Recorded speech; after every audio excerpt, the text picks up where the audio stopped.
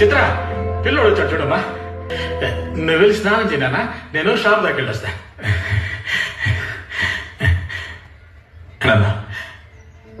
ఏంటన్నా? నా జీవితంలో నేను నిన్నే ఎక్కువ కష్టపెట్టాను. న్యాయంగా చూస్తే నువ్వే నా మీద ఎక్కువ కోప్పడాలి నాన్న. నన్ను కొట్టు తిట్టు ఏమైనా చేయనా, కానీ దయచేసి లోపలే పెట్టుకుని కుమిలిపోకు నాన్న. చిన్న వయసులో ఊళ్ళో పరుగు పందులు పాల్గొన్నప్పుడు నా పక్కన పరిగెట్టేవాడు వాడు గెలవాలని నన్ను తోసేసి పరిగెట్టాడు నాన్న. ఆ రోజు ఇరిగిన కాలు ఇంకా నేను కుంటుకుంటా నడుస్తున్నాను. కానీ అదే తప్పు నా పిల్లోడు చేయలేదన్నప్పుడు నాకు చాలా సంతోషంగా ఉంది నాన్న. నీకేమైనా పర్వాలేదు, ఆ పిల్లోడి జీవితం నాశనం కాకూడదని అందరి ముందు తప్పు ఒప్పుకున్నావు చూడు, అప్పుడే నువ్వు నా కొడుకు వినిపించావు.